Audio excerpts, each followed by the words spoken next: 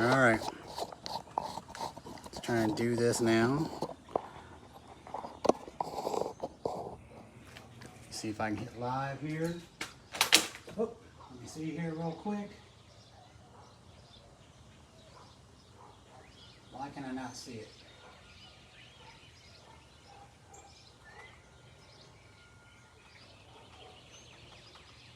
Let's do this. Let's go to YouTube.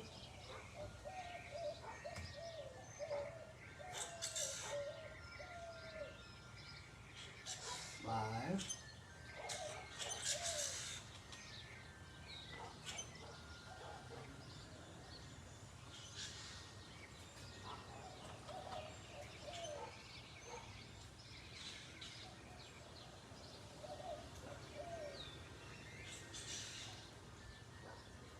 Here we go.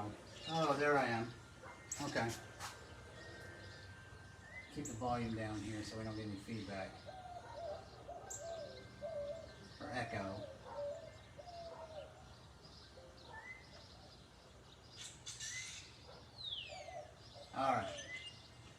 Alright, so I'm checking the brakes on this Mustang. My gloves. Make sure you guys can see this. And by the way, if you don't have a creeper, you need to get a creeper. They save your knees when you become an old man. So with these American racing wheels, I've already loosened them up, but these caps on here, you notice I don't have locking lug nuts. These caps keep you from being able to get an impact or a socket in there of any kind. So it is a little square. I don't know if you can see that, but you got to make sure you got them in there all the way. I've already pulled the other side off, but the screws are really soft, and you definitely don't want to strip one of these out.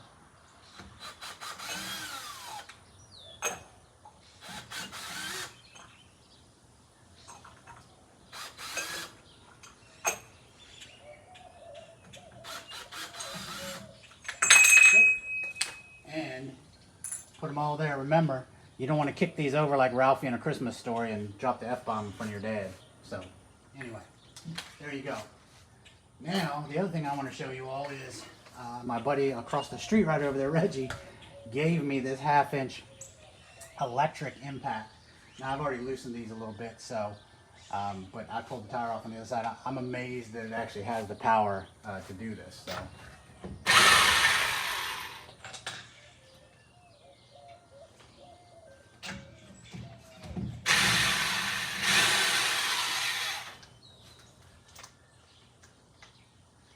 Come on. Come on out of there. There we go. Come on. Get back in there. There we go.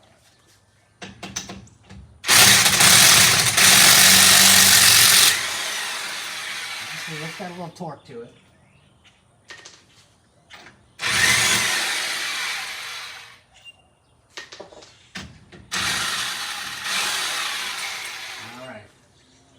There we go. Now, let me get all this stuff out of the way.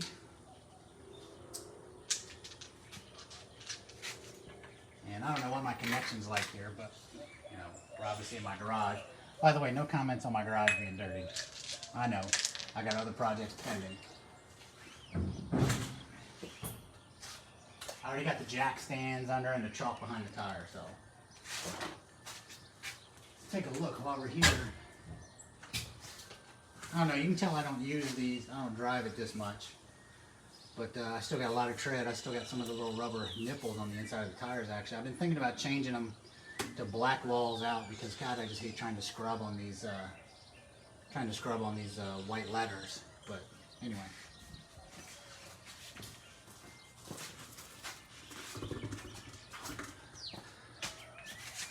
Alrighty, let's see what we got here. I've never actually pulled these tires before, shame on me, but you know, I drive this car probably maybe 200 miles a year, maybe.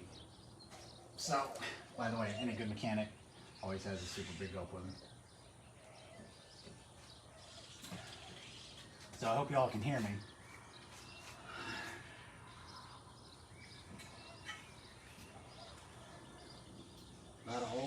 mechanics going on in here.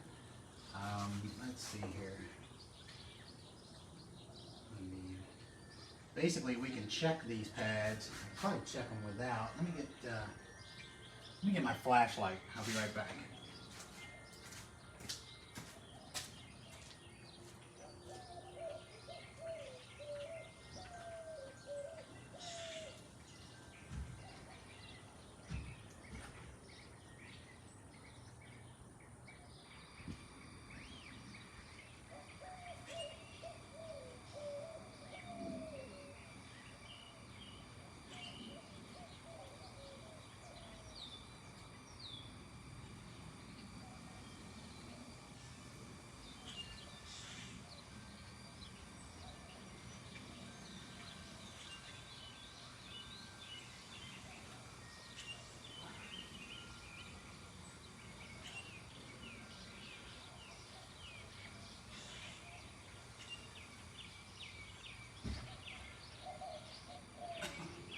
I'm coming. I gotta get my shop light. Hold on.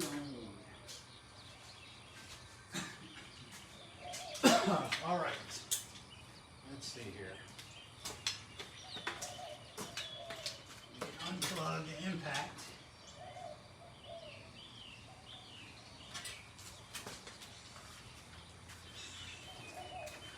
And plug in the shop light. Here we go, I'm back. Let's see how much delay is here. It's like 5 seconds. Not bad. Not bad. Alright, come on. Here we go. Let's see. Oh, there's light. Ooh, I think we're getting kind of thin.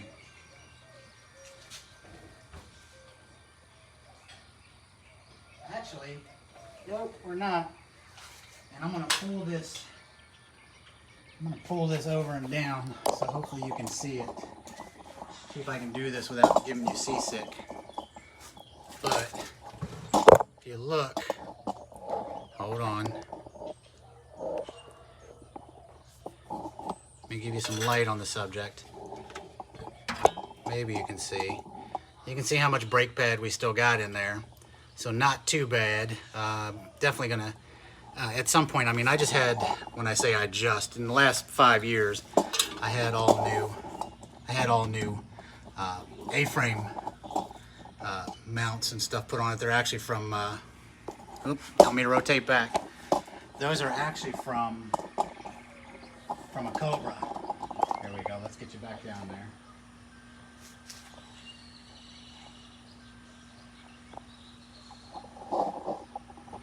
These, the cross member were all for Cobras, and I had that done because I don't know if you, I mean, you know this, but these Mustangs, like, historically sag in the ass end, and I did not want my Mustang riding down the road like that, so got some new shocks put on the back to lift it up, and these actually put on to suck the front end down. So you'll notice when I let this down, if you're still on video, you'll notice that there's really like that much gap between my tire and the wheel well, and that's because it's sucking the front end down. But to do these also, another thing you're going to have to do is you're going to have obviously there's wheel bearings involved in this one and stuff like that, and I want to do the back brakes probably in a couple of weeks.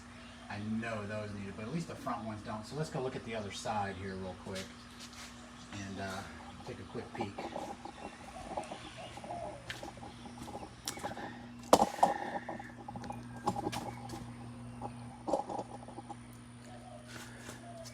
Get my light.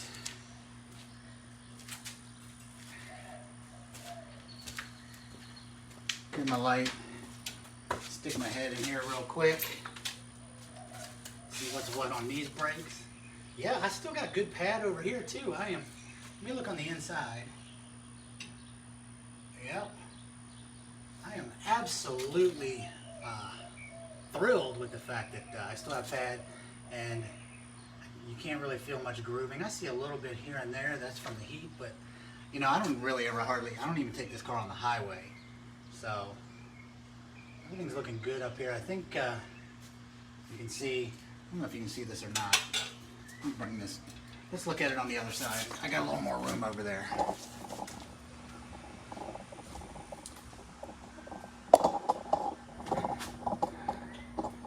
All right, so I'm gonna try and take my camera here and just give you a little view under here of what's going on. But you can see, there's some tiny little nicks. Obviously, I don't know. I'll have to find out how easy it is these rotors are to come by. Obviously, it's not as easy to do a brake job. I don't know if you've seen my my video on my brake job on my 2017 Chevy Silverado, but that thing couldn't have been any easier. This one a little different with the hard brake lines and stuff. Hardware's a little different, obviously, modern technology. But while I got this in here, so Great Hills Automotive did some suspension work on the front of this for me, like I was talking about before. And they put the hardware on the front end from a Cobra to suck the front end down to the ground. So here, springs, here we go, and our cross member here. All those done on both sides, which push the front end down, I mean, considerably. When I say considerably, I mean probably about an inch and a half maybe. But there you can see up under, relatively clean. I do need to spray out underneath here a little bit, but I definitely need to go ahead and go get myself a grease gun and go ahead and grease all these joints. Yes, from the days when you used to have to grease fittings on your car. Actually, I'm shocked my Silverado sitting over there actually has 2 grease fittings on the front of it. I was completely shocked that it wasn't all factory sealed, but everything under here looks pretty good. Happy about that. So anyway, that pretty much does it. I will I'm gonna put these wheels back on, and probably going to maybe I'll pull the rear tires off here in a minute, and let me see what kind of honeydews I got going on inside. No, I'm joking, I already got that stuff done this morning. So anyway, thanks for joining me, and you know, leave any comments you want. I am not a brake mechanic. Obviously, I worked on all the cars with my dad. My dad never took his cars to anybody, and worked on them with my brother Steve for a while, here and there. I actually inherited this car from my father. I don't know, you can get a shot of my car here. Don't say a thing about my filthy garage. But yeah, it's just this 66 289, high performance 289. This car actually didn't come with the 289 when I looked up the VIN number. I believe the car was originally yellow and it had the straight 6 in it. So this has got a remade 289 high performance. It's probably about 200 horsepower. If I'm lucky, maybe 225. I don't know. I've never dyno tested it, but this was my father's car. I inherited from him. So anyway, that's pretty much it. Again, just completely happy about actually A, how clean it looks under here, and B, that the brakes are holding up. I inherited this car from my father in 2014. Yeah, 2014. So I got this from him. My older brother got the 64 Galaxy XL 500. And then my younger brother Chris got the 63 Galaxy Fastback. So yeah, my father was a Ford man, obviously. The funny thing, the enigma in it all, is that he actually traded a super sweet, and when I say super sweet, it's funny because it was a 67 Camaro SS that he had for this Mustang, and that Camaro was just in pristine, off the floor, showroom floor shape. And I think my brother got a little angry with him about it because this car wasn't in the best shape, but this car is still, I mean, this car was my father's daily driver for a couple of years. But I rarely take it out. Honestly, I should take it out more than I do, but that's the story of the brakes on the 66 Mustang. Thank goodness, old girl, she hasn't let me down, and she doesn't need brakes yet. All right, everybody, I hope you enjoyed this.